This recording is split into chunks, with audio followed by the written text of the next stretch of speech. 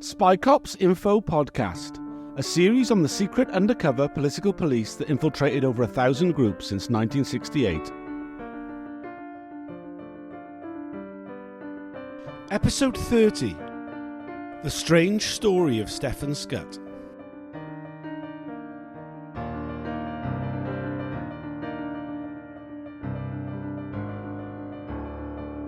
Welcome to the Spycops Info Podcast. My name's Tom Fowler and I'm joined with Don O'Driscoll from the Undercover Research Group. We're currently in the middle of Tranche 2, Phase 1 of the Undercover Policing Inquiry, and we've heard a lot of officers who've been giving evidence, but we've also heard the introduction of evidence on some of the officers who haven't come, for a variety of reasons, to give live evidence to the inquiry. One of those, HN95, when we heard his evidence, it was like, what the fuck is this guy? Real name, Stefan Scutt. His cover name actually was his real birth name, Stefan Wesolowski. When we were in the hearings and this was being read out, I hadn't read it in advance, but in this world of undercover policing, we hear some crazy stories. This was a particularly crazy one. It's a case of an officer who's really gone off the rails, who should never have been on the cover in the first place. None of them should ever have been on the cover. But this is a particularly unsuitable officer, and there's a lot of questions about how he ended up in this position, how things went badly wrong. But possibly the most fascinating bit of this story is how the rest of the unit reacted, how some of them tried to protect him, how they tried to cover up this incredible account. He was undercover from November 85 to June 88 and was in Hackney SWP. Like so many of the undercovers throughout the history of the SDS, he is put into the SWP. He's primed for it, he's clearly the target. He in particular is sent to Hackney, which is notable because that's where many of the leading figures of SWP nationally lived at the time. So basically he's sent in to get as close as possible. He's a van driver. There's so many van drivers. It's an amazing part of the cover, and in this case, he ends up as a van driver at the SP print shop at the centre and gives them huge amounts of access by the sound of it. To the point where he was actually offered a full-time job, but the Deputy Assistant Commissioner said, no, don't do this. And he's disappointed. His response is really disappointed, and also MI5 were disappointed. Here's the chance of putting a full-time paid member into the UP, and it's only the senior Metropolitan Police go, maybe this isn't the best idea. Why is that? Because we've heard it was quite common for undercover officers to try and get into positions of responsibility within groups. There's a few things where they were pulled back from doing that.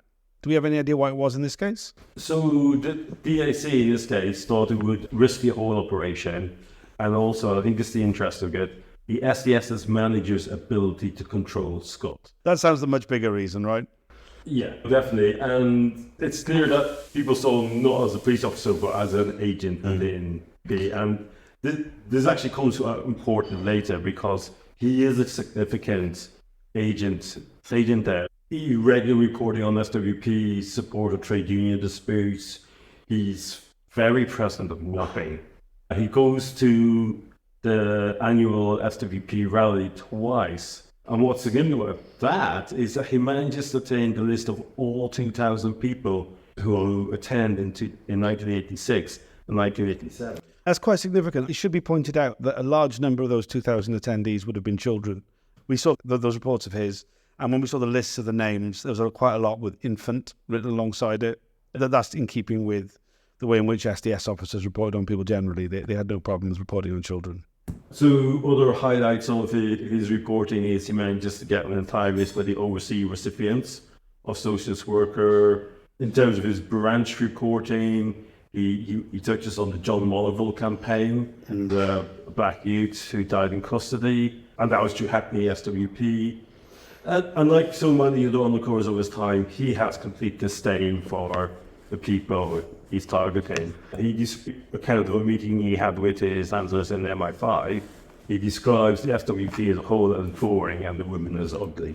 Like the rest of it, the charmer. Absolute charmer. This is something we see time and time again. And there's many officers who didn't comment on the appearance of women, but some found them attractive, some didn't. It's as grim as that. In this sense, he's no different from all the rest of the chauvinist pinks at the SDS.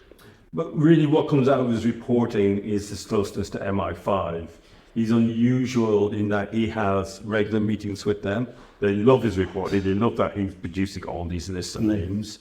He actually has a meeting by himself with. That's interesting because in last episode we looked at Roger Pierce, and he appeared to be the first officer who was having regular meetings with an MI5 agent. A lot of them will have debriefs, and there's a few that will have meetings during the deployment because there's particular interest.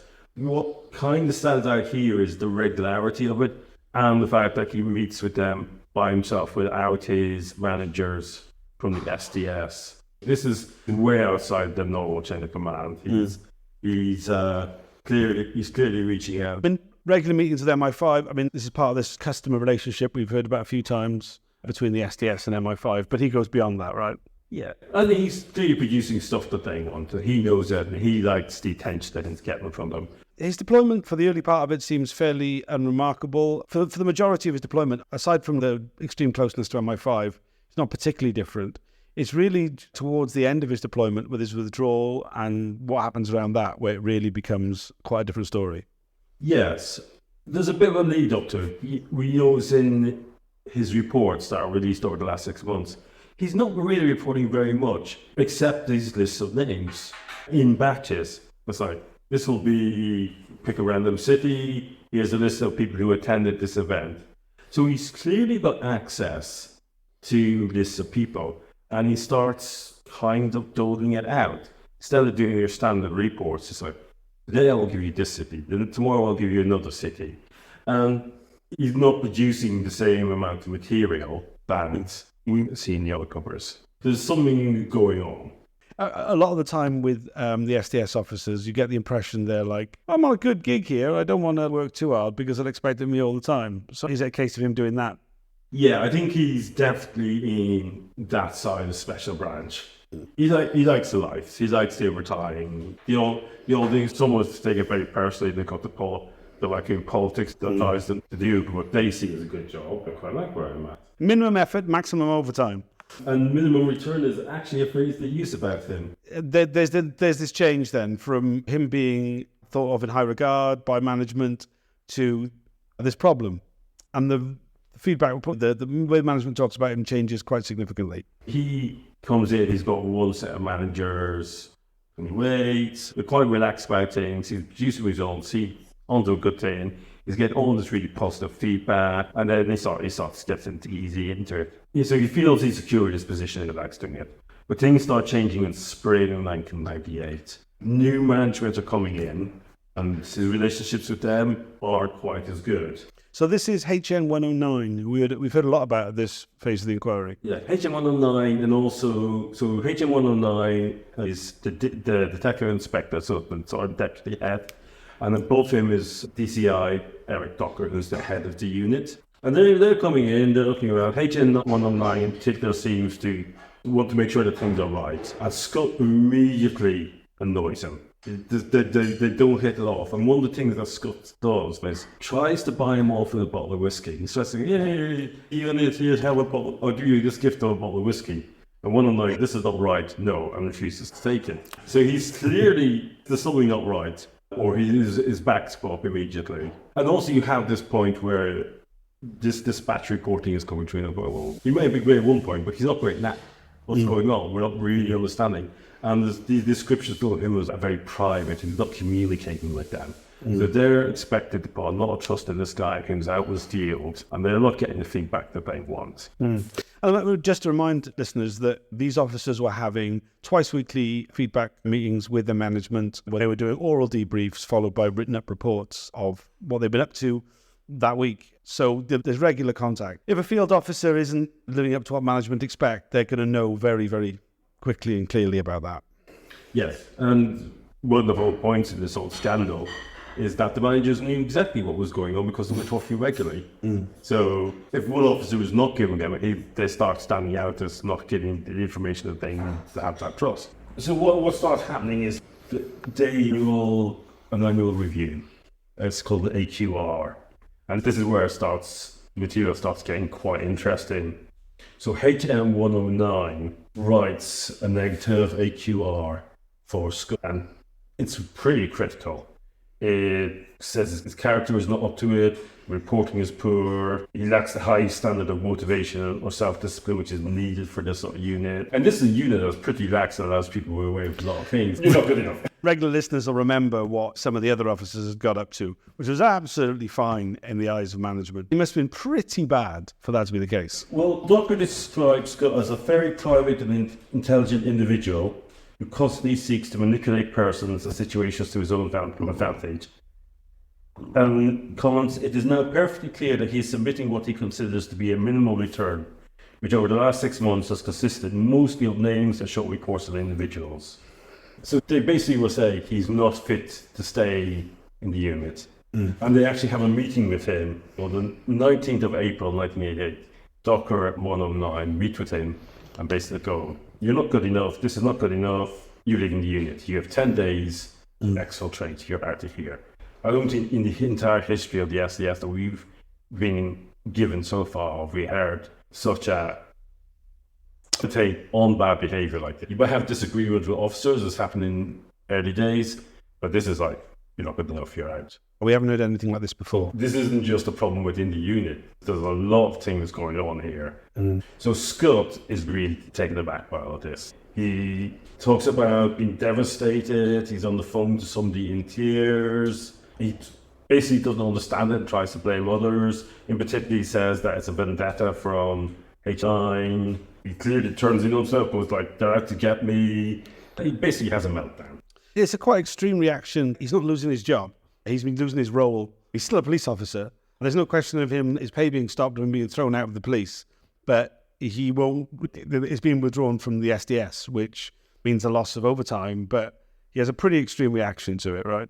He really resists. And he has several different tactics. One of the first things he does is goes to a senior manager, Tony Detective Superintendent Tony Evans, who's above them in the chain in S Squad. And they actually have a 5-hour interview. Evans is trying to smooth things over, asks 109 would he reinstate Scutt, but recognises that Scutt fundamentally is unfit for the role. The other things they're discussing at this level is was there sufficient feedback from management to Scutt so that he could have improved his work. He's trying to argue with like, oh, you didn't tell me, it wasn't good enough. And his manager's going, no, that's not what the role is. You're meant to be self-directed and understand. Everybody else is able to do this. We're not able to be there to babysit you while you're out in the field. And if you're not doing the job, then this is a sign you shouldn't be there. Take some fucking initiative, lad. Essentially, that's what they say. You're not taking the right initiative. And by the way, it'd just be a temporary solution, so we can't trust that you just will revert. The contemporaneous paperwork suggests that the official reasons were the low quality of his work, his divisive character, and the perception he was out of control, and he terrible to test the threat to management. And one thing we've seen from other stuff is in Special Branch, they talk about how they get to know each of their senior officers and they're all on first name terms. We don't challenge them. That's the quid pro quo. You can be friendly, but don't challenge them. What does it appear to have happened? Apart from the low quality of the reports, there's obviously more than that going on here. It's not just that he's not giving enough reports. He's putting their backs up. What the fuck's he doing? He's simply not doing his work. He's out in the field, he's living his best life, and they're not getting what they want. They don't want the scandal. They're still trying to hide this, and they're saying, they're fine, things are okay, but they recognize that something is not right. And he's not communicating with him. This divisive personality will become clear later when we see what he does within the SD itself. Just in terms of management, they don't trust him within the unit. They don't see him as a healthy influence. He's clearly not a healthy influence. This attempt to remove him, they even recognise the welfare issue regarding him. This is the first time I've heard of management being concerned about the welfare of an officer. You also see that the welfare is as much a security thing as anyway. You're an officer who's slowly spiraling out of control. This is devastating news out of the blue for him. He basically goes in, and they are worried. I feel that it's like, what could he do? He knows all their secrets.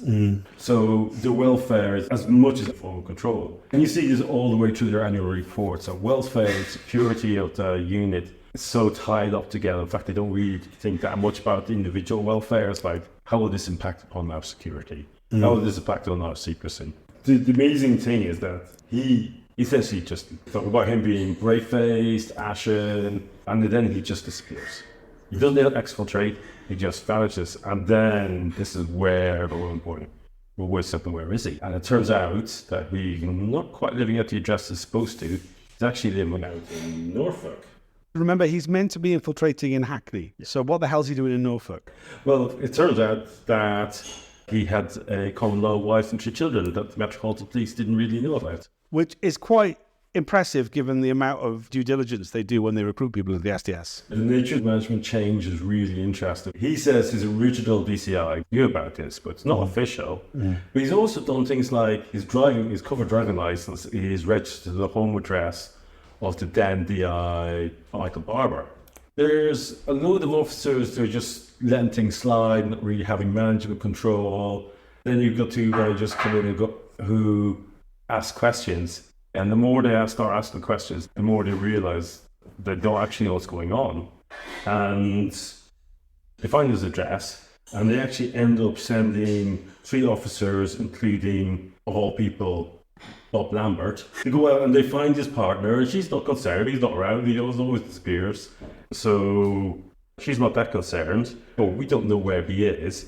And it gets to the point where they're preparing to issue a warrant for his arrest. What they say is issue a warrant, launch an official inquiry into his conduct and behaviour. So they don't know what's going on, and they're trying to find out. But he's gone. Except he turns up several days later on the 12th of June, around that day before he's meant to have been given his final date to leave SWP, having been lifted by police in York, where he was sleeping rough on the bench.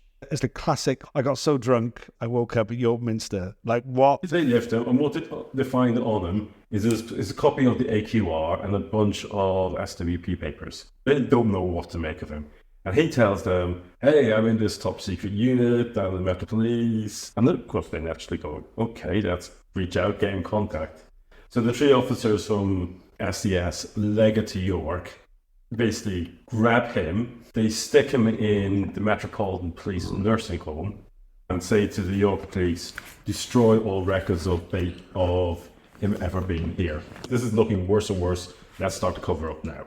I should say that one of the people who went to York is John Dines. It's all the people we know about already who seem to be right at the centre of this. He's found sleeping rough outside York Minster in a confused, depressed, uncooperative state by the local uniformed police. He spills a whole bunch of information of the very number one thing that anybody in the Special Demonstration Squad is taught is to not let out the information about the unit. If you're arrested, if you get into a car accident, you have to speak to insurers. You do it all in your cover name. We heard of undercover officers who went to court in their cover name. He's woken up by some uniformed cops and gives away all the details. It's worse than there.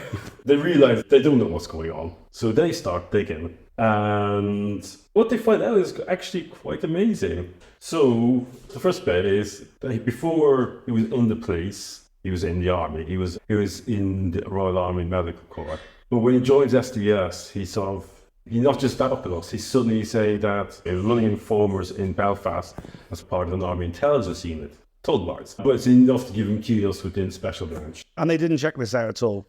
Either Doc or HN109 go say, yeah, now we know more that he's a bit of a fantasist, let's go and find out. And when they get like, no, this is not true. They think that he was overclaiming on his rent and overtime. These charges were never formally put to him. They have a suspicion. They didn't want to open that can of worms, but he's clearly gaming them. So some of the other stuff that's coming out is that the inquiry was released earlier reports, before earlier AQ reports, and it turns out that when he was serving in Special Branch at Heathrow, there was questions over his behaviour. It was quite a negative thing. This question is why this wasn't being picked up. Why was he seen as a suitable person for the unit? And it was already shown that his attitude and performance had not been good, because he simply didn't like the books. In my mind, the most fascinating aspect is what he was doing in Norfolk. So it turns out that he had a police suspicion record because of who he was hanging out with, was convicted fraudsters. So with whom he was engaging in property deals, he was driving a Porsche and splashing money around. And we know that they were some of the best paid Metropolitan Police officers at the time, but a Porsche would have been above their pay grade, right? Yeah. And The icing on the cake in this one is he was boasting about being an undercover officer and working for MI5. So much so that word was getting back to Norfolk police going, this guy's saying this, we don't know if it's true or not, but we're going to record it. It wasn't just when he was confused, when he was sleeping out rough outside York Minster. He was telling people that he was in the SDS way before then. Yeah. York Minster comes at the end, but it turns out that this was whole going on for years, that he was having this double life. He actually comes across as a bit of, he's an old term, wide boy. Yeah. He liked the game, he was playing, he's talking himself up, he's the wheeler dealer, he likes that he's playing all sides. That's how I read it. And he thought, because of all the stuff that I said earlier about how MI5 loved his work, he thought he was invincible. So when it all came crashing down around his ears without warning, he had no reserves, so he had nowhere to go. Well, basically, just fell apart at that point. He can't help himself. He continues the manipulations. So what happens next? He goes on sick leave. We've only seen the management side. He has refused to cooperate with the inquiry, refused to give a statement. But basically, he gets the psychiatrist on side. And the psychiatrist says the police shouldn't go anywhere near him. But they shouldn't even come and interview him or speak to him about anything. And it's clear from the internal documents that his managers and the senior managers don't believe this. They think that he is actually faking the entire thing. This is who appears to have a very dismissive attitude about mental health. Interestingly, little aside, HN109 is not cooperating with the inquiry either. That's because he says he will kill himself if he is forced to come and give evidence using a mental health defence, which, given his history of dismissing mental health concerns, is quite telling. Well, it's not just him, it goes all the way up the chain. But they're all really quite worried about this, and they think that he's pulled one over on the doctor, which he could well have, he might not have, we don't know. But they certainly don't believe it. In fact, there's one document where they're lobbying the doctor, they're saying this is not right. They're all also worried about what he's going to do with this. Will he say that he's been wrongfully dismissed or discharged on medical grounds because of what happened in the SDS, or because of something else? And in the end, they effectively get their way. Is not discharged for SDS, is on a pre-existing condition. The initial psychiatrist says that he's got an alter ego issue, which has been developed from his undercover deployment, but it turns out that it's a pre-existing personality disorder of some description. So he ended up being medically discharged in November 98. So from what I understand, there was a concern from management that they were seeing a repeat of HN155, who we heard about during Tranche 1, who was an undercover officer who ends up getting quite a large payout from this Met Police as a result of his deployment. And it seemed to be, he's trying to copy him, and we're not having that. It's not just one line, it's like Docker and others. Docker writes, continues to feign mental instability as a result of his SDS work. So you've got these officers who've been brought in to lie for a living for 5 years, and you shouldn't be surprised that they're going to look after themselves and continue to try it on. They actually ignore the advice of the psychiatrist. They send several officers to go and see him one day, and they're worried about what he's going to do, to compromise security, or what he's going to do.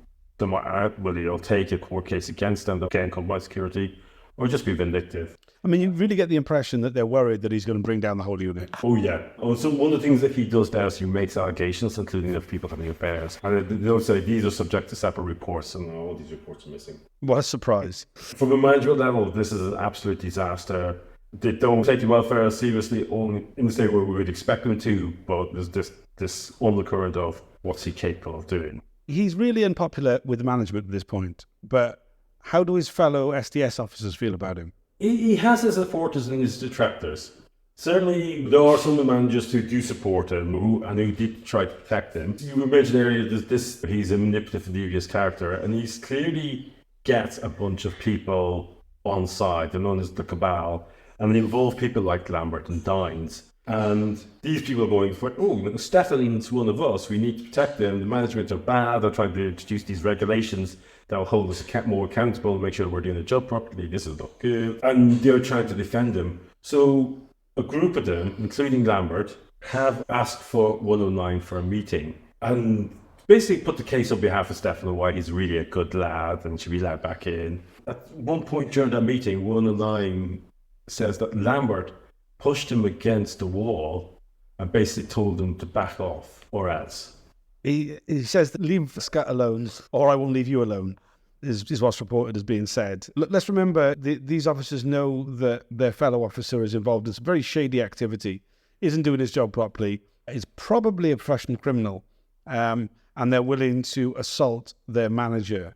This is one of the glimpses we get of this group of officers, including Dines, including Lambert, who really seem to exert a certain level of control over the unit, which isn't really within keeping with the chain of command. And not all the documents are released, but I think we will see much, much more of this in the second phase, understanding the deep sickness and malaise within, like, the unit's always been sick by its very nature, but there's something particular in this moment that when all the scandal was starting to break, there was a newspaper report which said he's lost his moral compass. Up until now, you can sort of see where the officers were able to say, look, we're doing it for special branch, we're doing it for ideological purposes, we're doing it for MI5.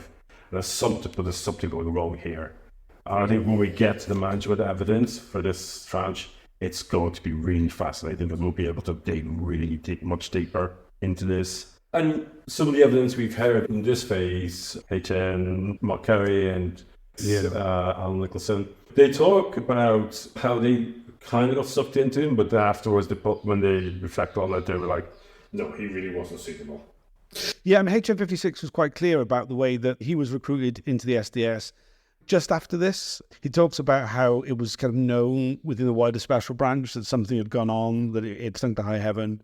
He had a meeting where he was told, don't worry, the unit will continue.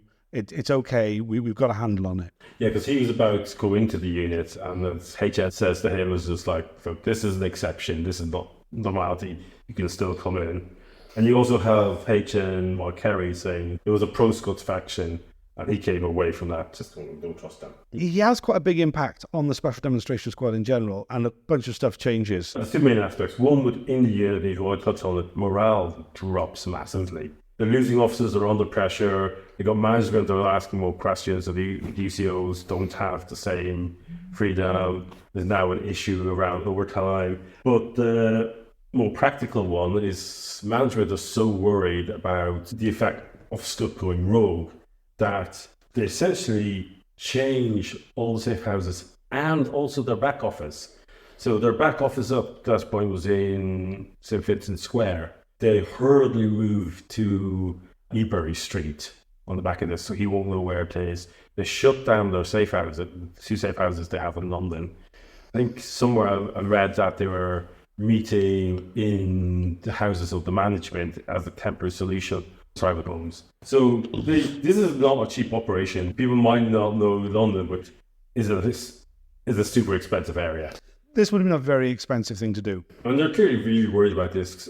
They mentioned it to MI5. MI5 are clearly on the lead. And MI5 say, we won't tell the Home Office if you're not going to tell them. There's connivance, there's a recognition that if this gets out more widely, it could bring the whole unit down. So even MI5 is going, will not say anything to the Home Office. We were told by the inquiry that these two things weren't linked, but it's around this time that the SDS stop having to give annual reports to secure their funding on an annual basis. So it doesn't really come up. The last annual report mentions that one officer has to retire from duty due to ill health, and that's kind of it. Yeah, they are super embarrassed, and they don't want this to get out. But it does trigger a look at the SDS, and something I think we will hear more about in the next phase is the impact on that, on sort of changes they start bringing in to try and prevent, because this was a very near escape for them. Like HN155 was bad, Mike Chitty was bad, but this is catastrophe. The full story is still to come, but even just on the basis of who the officer was and what he did, it's quite a spectacular story. Change after then, the SDS, they bring in things like the mentoring program, which we heard about for the first time properly during this phase, where officers who'd withdrawn from the field would be paired with new officers who'd been brought in to bring them on. It's the first time, really, we start seeing the unit try and come up with ways of stopping this sort of stuff from happening again. We probably will hear more about this, or we kind of hope we do. Certainly within phase 2, we may do a second episode on this topic. But Stefan Scutt definitely has stood out. He is alive. He's living abroad, has refused to engage with the inquiry, hasn't given a written statement, has refused to appear giving live evidence. If you're listening, Stefan, why don't you go whistleblower and tell us everything that happened? Eh? Why don't you do that? Gonna save us a lot of grief. Yeah, it really could save us a lot of grief. Thanks for joining us. If you want to follow any of this stuff, follow the hashtag spycops on Twitter. We put out daily Twitter Spaces audio after each day of hearing, as well as live updates. Do some reaction videos on Facebook in between. If you'd like to get in touch, we're easy enough to find. And please share, like, all that stuff with your friends. Cheers for joining us. Thanks for listening. The next episode will be an interview with Jenny, which, due to her anonymity, will be voiced by the amazing actor Maxine Peake. Find out more at spycops.info.